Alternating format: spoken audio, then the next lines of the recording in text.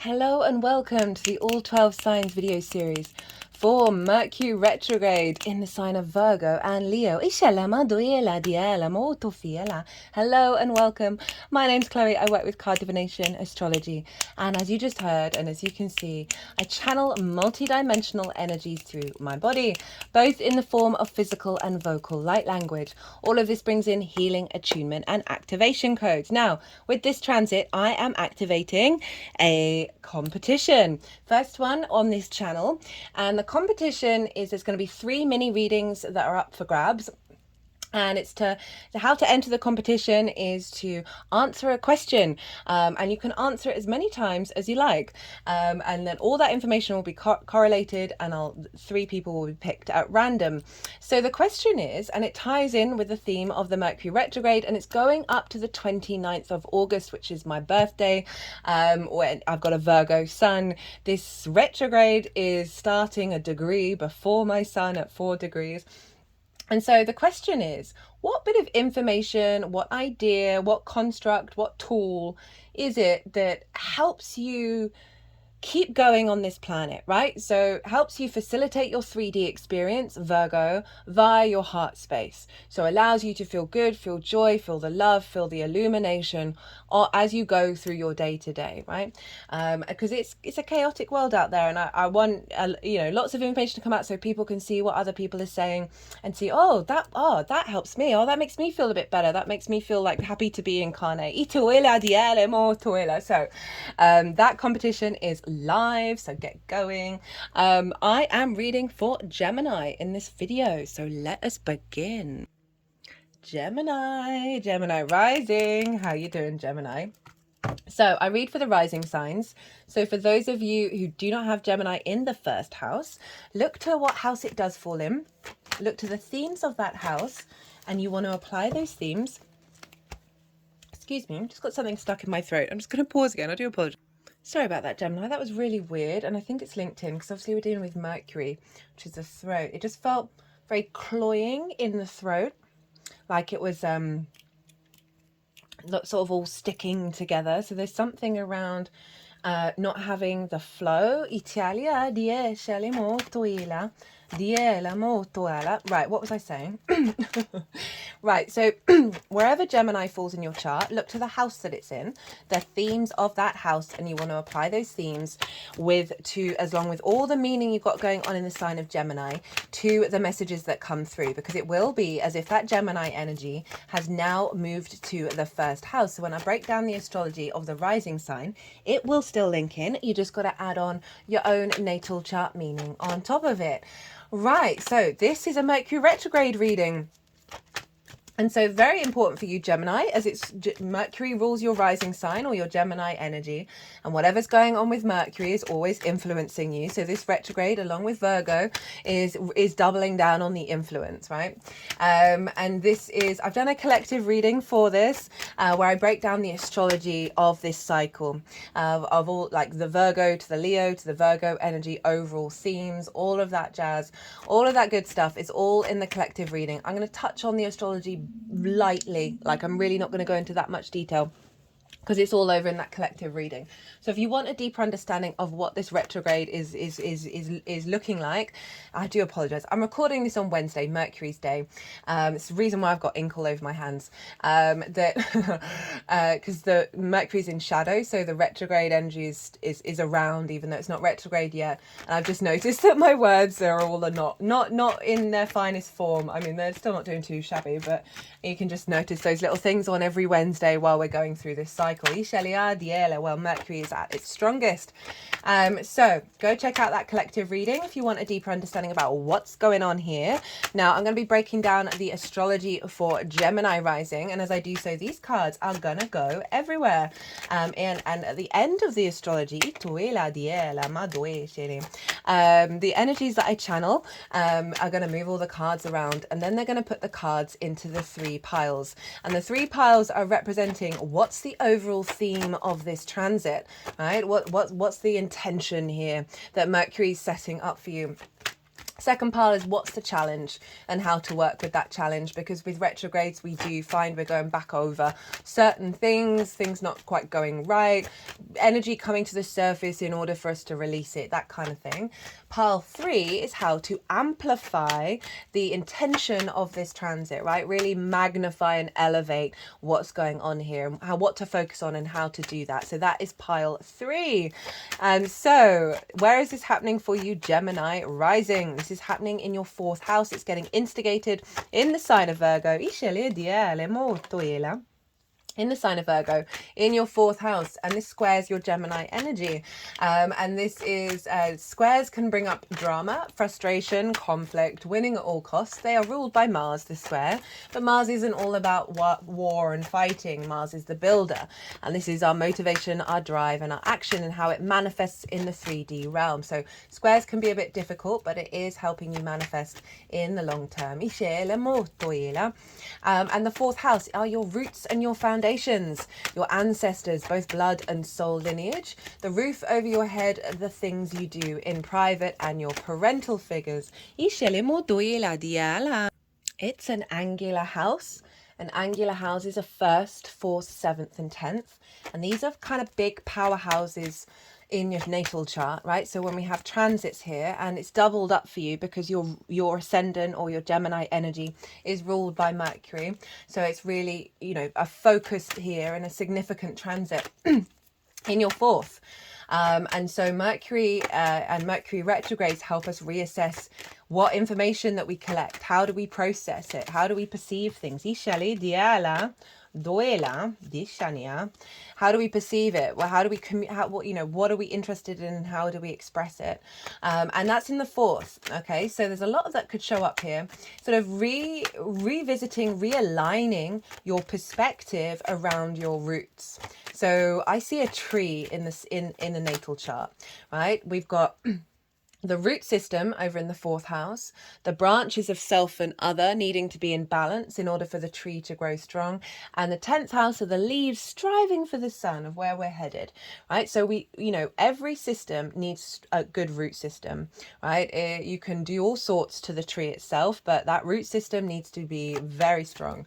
And so this is your foundational space where we're revisiting our understanding of the capacity of your root system being powerful and nourished. New ideas, new perceptions around your inner power in your private life. This could see you talking to the ancestors. Getting more clues and synchronicities at the home world, in the home life, from the ancestors, right? That help you understand why you're here on this planet, that also helps shift your perspective, and then what you're interested in connecting to in terms of information. This can also see a lot of conversations at home, right? This could be with parental figures, with the ancestors, as well as whoever you live with or what you do in your private life, because Venus is conjunct Mercury at the time it goes direct. So there's an influence of Venus here in the sign of Virgo, and Venus does represent relationships, as in connections and harmony and value and appreciation. So I can see a reflection of how we communicate in the home life. There's a lot of vulnerability coming through with the energy from Leo, of finding spaces to be vulnerable, right? And have the confidence to express those vulnerabilities. You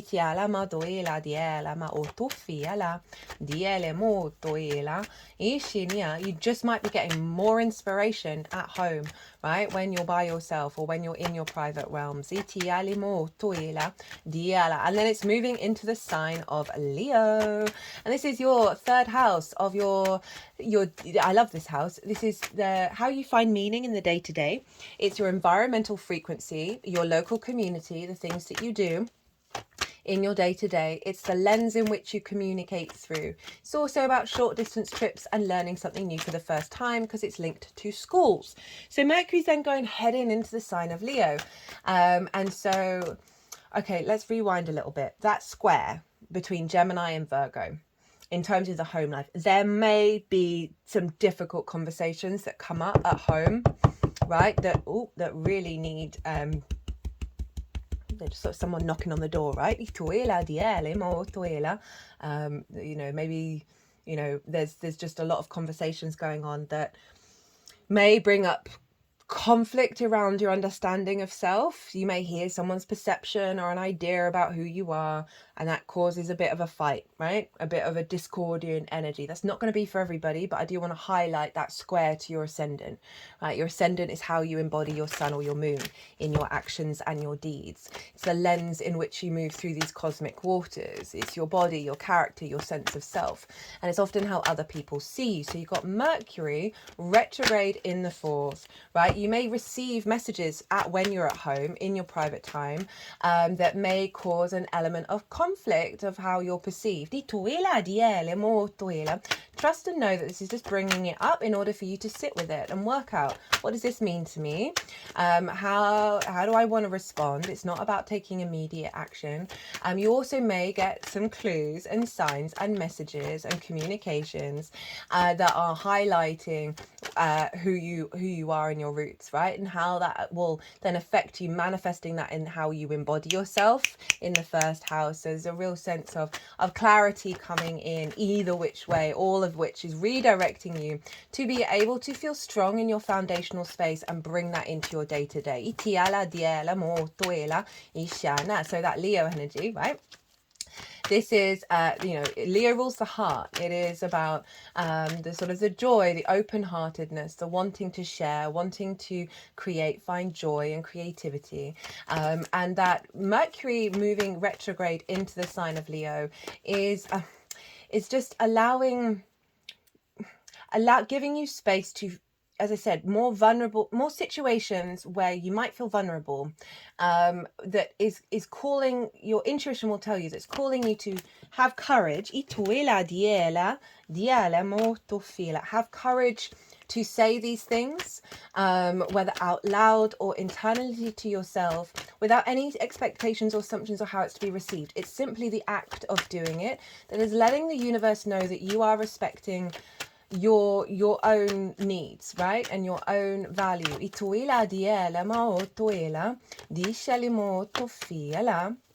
So what else can Mercury retrograde be doing in the third house? Well, it's refining the way that you communicate. It's refining how you collect and perceive information on a day-to-day that affects how you find meaning, as well as getting clues and synchronicities and visions and ideas, you know, when you're communicating with your environment.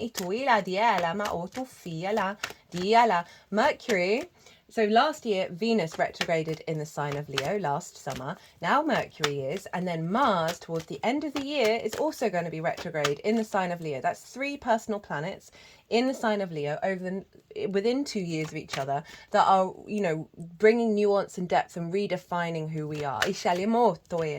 So there's a real sense of focus here for you, Gemini, around communication, around how you find meaning and what it means for you to be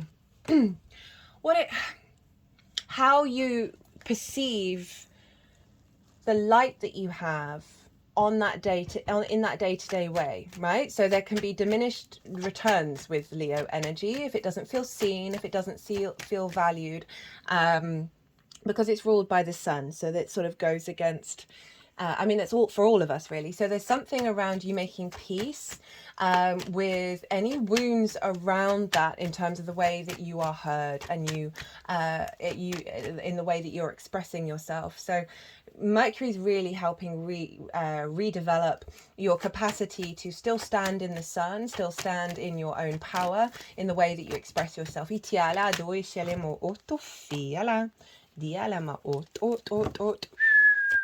And all of this is upgrading your Gemini energy of how you embody yourself.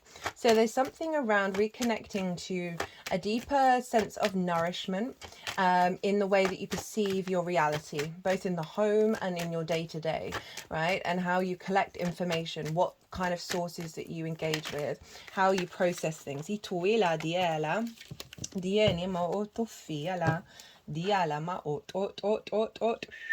Diana. Yeah, what else do I want to say about that? That recalibration of your communication to your root system is going to facilitate your capacity to move through the world in a way that facilitates you. Itiala diale moto fienia. I do feel like for some of you there is some strong conversations coming in that are calling you to be more vulnerable and open-hearted, and understanding that this cycle, it takes its time. You're not going to have all the answers. This isn't about being reactive. It's about being in an observing state, and watching how your pathways, your brain interacts with information, and seeing how it feels to you, right? Seeing how it resonates within you, and watching where it feels like there's nourishment, or where it feels like there isn't even, and how you want to engage with it. It's all going to be very specific to all of you. So I feel like I'm sort of skirting around things just because I've said a lot of what I wanted to say in this reading. It's all in the collective reading, so go check that out, because I'm trying to keep these short, even though 15 minutes, not too bad. I'm trying to aim for around half an hour. Right, so the energies that I work with, they are going to move these cards around, put these cards into the 3 piles.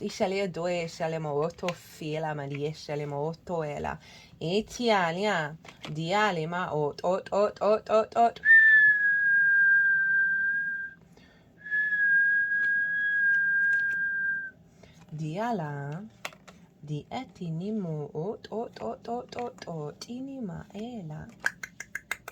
Diala etinima dialimola, dishalimoto fini. Diala do fini maritiena. Diala dia shatinimo otoela. Diala di etinima. Etini atinia. Oto elianima. Oto fieni. Atani adoela.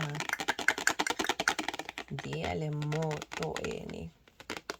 Otoela. Dishanamo dana. Ila dino. Ooh, okay. Okay. Okie dokie, Gemini. Some big karmic clearing in your foundational space. Dishenimo tuniana. Duela dienima dinima etinima.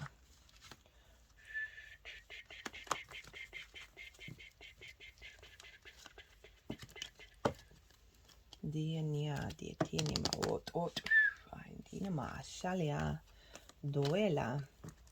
Okay, Gemini, so what's the overall theme of this transit? We have the 10 of Wands, the 10 of Swords, both in reverse, the 7 of Swords, Queen of Cups, the Star, Knight of Wands, Knight of Pentacles. We've got fire and earth showing up of the embodiment of it.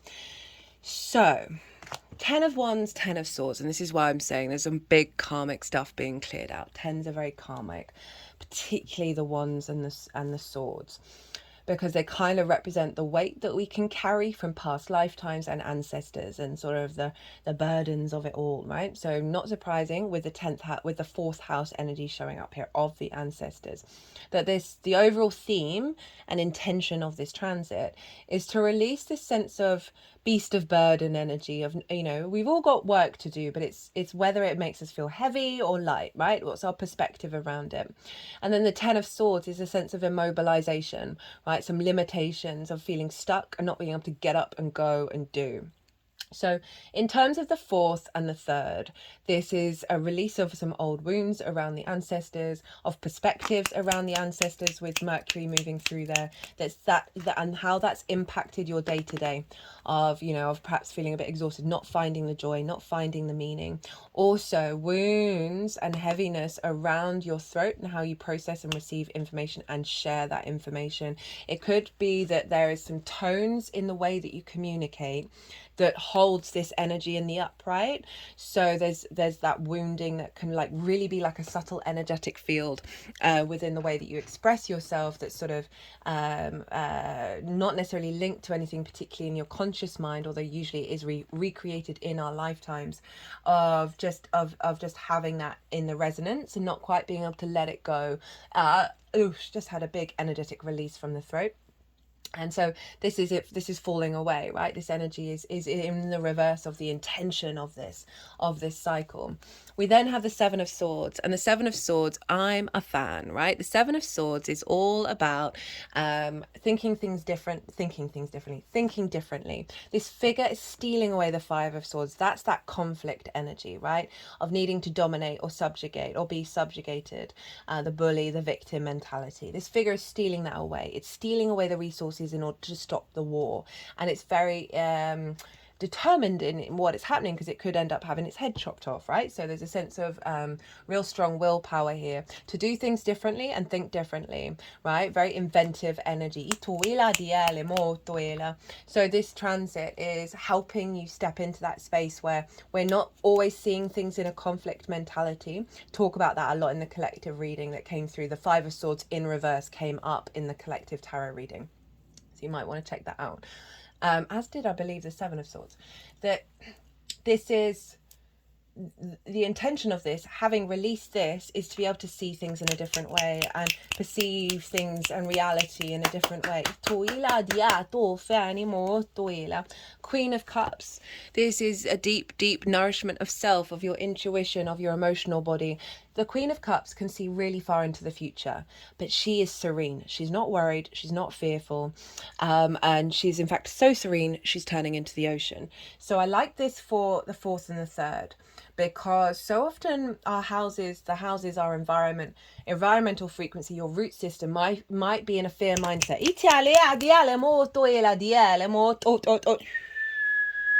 Very understandably so. That with the Queen of Cups showing up is bringing in a level of serenity into your root system, right? A real inner cultivation of your intuition and your emotional body, right? Bringing depth and nuance to that. So you're not in that fear state. You're not in that worry state. And you're able to sort of operate more from your intuition and process information outside of a fear mindset.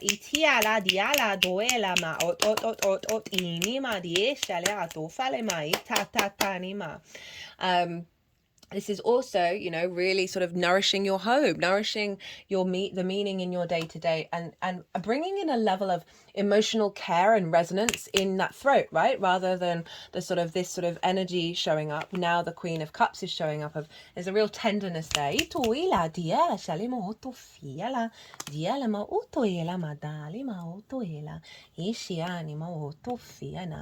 The Star. So this is Aquarius, and this is your perspectives.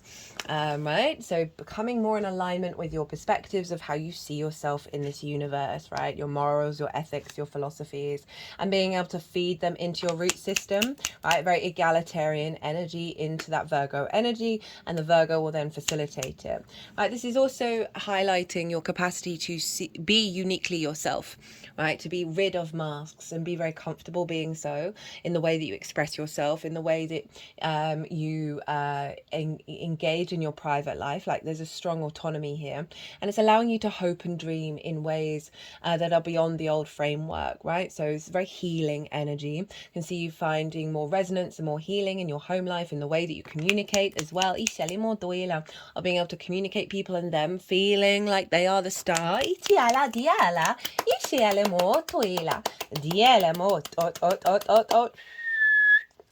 Yes, I just feel overall that's like an integration of your perspectives into the way that you communicate, and really allowing your capacity to see your unique being. You know, the star is all about the galactic and earth energy combined, and she's rid of the layers, right? So she's very in her own frequency and in her own understanding of self that actually serves us, rather than being entangled so intensely by the past. You know, Aquarius is very future thinking, so there's that healing work with the ancestors that is then helping release some of your frequency, so you can then create into the future. Knight of Wands, Knight of Pentacles, Leo and Virgo energy showing up in the embodiment of that, right? Knights embody their suit, right? It's about taking action. It's about movement.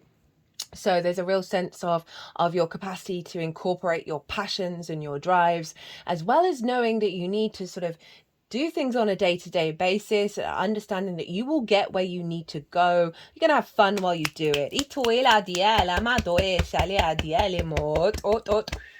Diana. This just feels very protective because we've got a lot of armor here with the knights, of your capacity to move through the world, right? From, you know, feeling very committed to the planet, right? And also wanting to roam and explore, as I said earlier, that it's sort of that confidence, inner confidence within yourself, that grounded confidence is allowing you to play more rather than that weight of the wands. Yeah, it just feels very liberating, right? Knights, they're not the kings. They want to explore. They want to try things out. They want to do and be. And I feel like there's a lot of movement after we had these two quite restricting energies. So it feels like a release there, right? Of you fully more embodied in self as well. If you think of how this is all feeding back into your Gemini energy, that this process is giving you the support for you to embody yourself of and be very confident within that. Okay, what's the challenge and how to work with it? We have the Moon, the Hanged Man in reverse, and the Tower, and then the Two of Swords and the Ace of Wands of how to work with this. So the Moon showing up, this is Pisces energy. And overall, this is about sort of softness and sensitivity, things being hidden. This is also about evolution. So this is the challenge of like really being able to allow yourself to settle in to your more sensitive, unseen sides, that softness, and allowing yourself to not have to know all the details.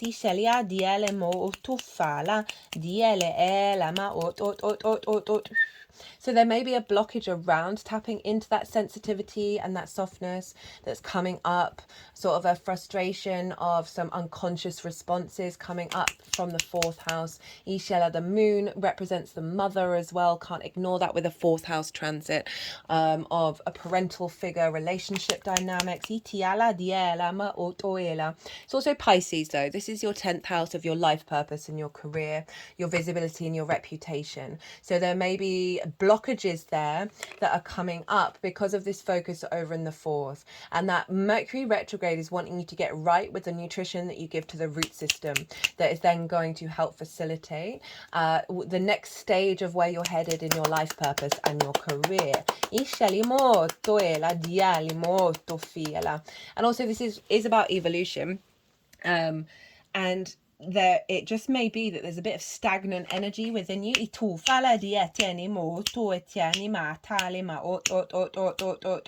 That's gonna come up to the surface, that there's this sort of perhaps a blockage around change and evolving because of what this is and how heavy this is and how it might have had kind of like a bit of a death grip over you. Not sure, I've not really said that phrase before. We then have the Hanged Man in reverse. So this is a challenge around getting a new perspective. There's a challenge of finding pause in order to illuminate self, right? So this is really, the challenges here are sort of very sort of calling you to go within and reflect on certain perspectives. And so there may be a challenge in terms of a restlessness that you may have, Gemini. I'm sure you're very aware of that own restlessness for yourself. Gemini risings, my phrase really is, and I say this with so much love because I'm a big fan of the Gemini energy. I have very near and dear people in my life who are Geminis or Gemini risings. Whiplash.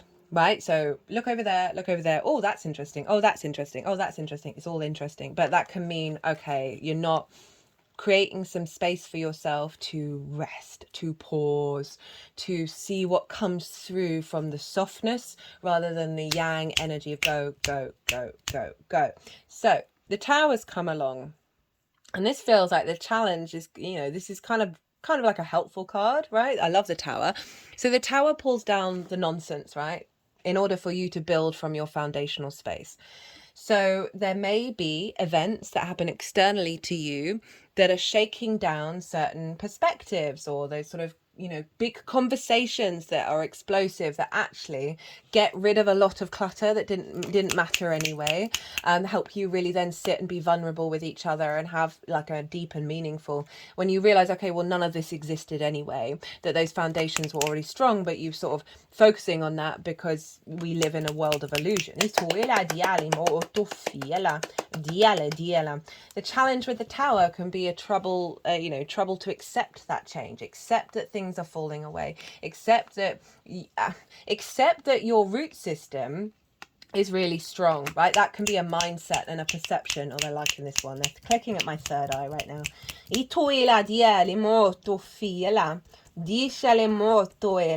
You might want to look to where your Mars is, because the Tower is one of Mars's cards. And so there might be something around your motivation and your drive in regards to what's being pulled down. How to work with it. Go inward, right? This is the Two of Swords, and this is about honoring that you need to pause. You need to go inward to observe and see which perspective of the two swords are you taking forward with you into this new landscape, right? They have just reached a new realm.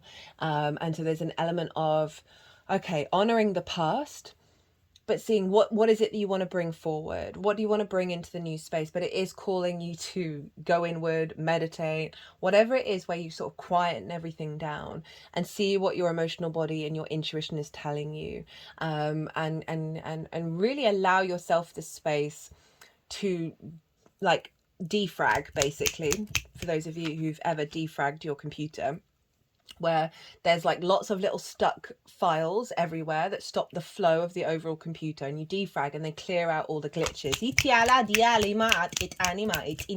You might want to use that as a meditation tool while you're in this process. But it is calling for calm as well, of like making sure you redirect yourself, even if this stuff feels like a bit overwhelming. It is calling you, don't worry, like never worry about this stuff. It's always serving you in the long term. And then we have the Ace of Wands, right? So this is a sort of a renewal of passion, of vigor, of transformation, of courage, of creativity. It's the beginning of the suit. It is a renewal of that energy, and it's calling you to find those sparks, find that space where you feel energized, right? Perhaps from what you learn in the state of meditation, you may get some clues and some inspiration, some ideas. And I feel like this is calling you just to act on it, right? And not with any expectations or assumptions. I know I say that all the time, but it really will solve all things. Well, most things. Of just following your instincts, following the meditation, right? This is also what this feels like is a offering of energy, an offering of energy to a situation that you may have walked away from. And that's not me saying like amend all things, right? Sometimes we have discordant conversations, sometimes we fall out with people, and we need to do that. It's part of all of our soul contracts. So this is not me saying like offering that sense of reconnection with everybody, but there is something around in order to work with this challenge, right, is to what is trying to come through. So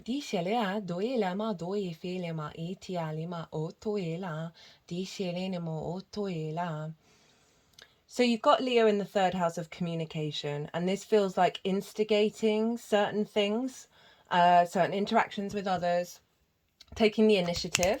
So what might come up here might be like, oh, actually, I need to go have that conversation with somebody. I need to go be vulnerable. I need to speak my truth around my passions, my drive. It's not all going to be for everyone. Other than that, this is acting on your instincts, acting in the day-to-day, finding the energy in your day-to-day that feels light, right, rather than the heaviness, and try and magnify that. Speaking of magnification, how to amplify Pile 1, the overall theme and intention. We have the Four of Cups in reverse, the High Priestess, and the World. Now, the Four of Cups in reverse, this is calling you to not compare yourself to anybody else. This is the comparison is a thief of joy for me, right? So this is creating a daily mindset of not, if you see somebody who has something that you don't have, like that flow, that better job, healthier relationship, whatever it is, where you it's whatever steals your joy that you witness in what's going on externally, try and find a way to celebrate it, because it is you. Everything is you. The more you celebrate all the wins that everybody has, the more you are in that energy.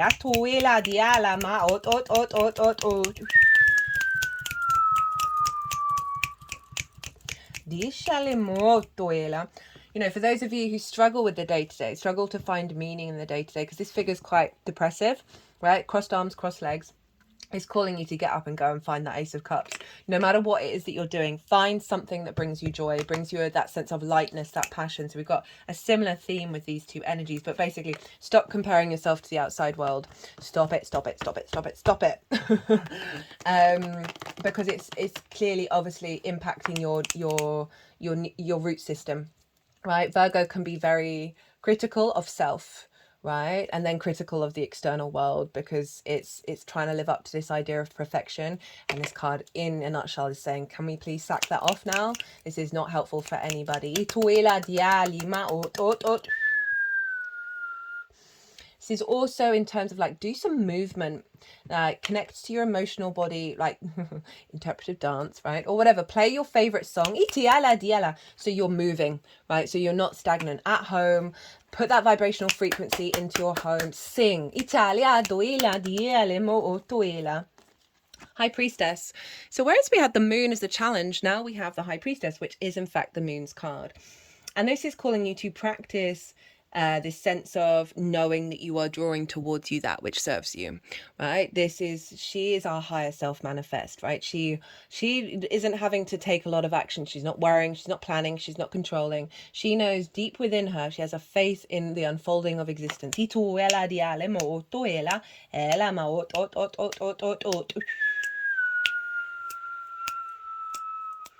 So it's really calling you to just breathe a little bit. With that 10 of Swords, 10 of Wands, I'm not surprised the High Priestess is saying, hey, just chill, give yourself some space, and just work with letting that fear responses come out. This is the moon's card. So this is our emotional body, our intuition, where our needs being met or not being met. How do we give and receive nourishment? So it could be like, focus on those things. Like, how do you give nourishment? What do you need in terms of nourishment?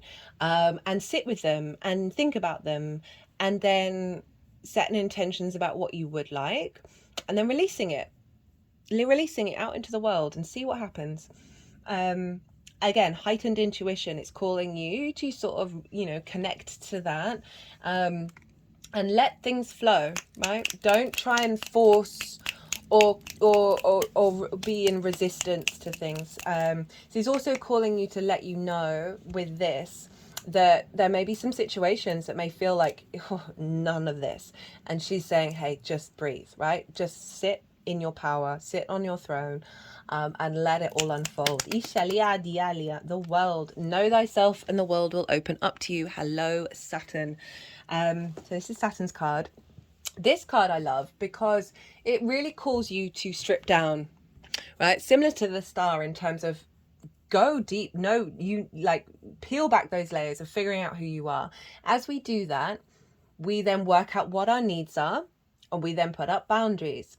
And then the less that we are disturbed by the external responses of the world, the more we stand in our own energy field, the less boundaries we actually need, because we're not being affected so strongly. And that opens up the world to us, right? Because we are clear some energy, so then source is able to co-collaborate from your essence. This is a level of maturity here. So it's calling you to reflect on who you are and what it is that you truly want, and how do you respond to the external world. And this is also saying, like, really infuse your essence into your root system. Try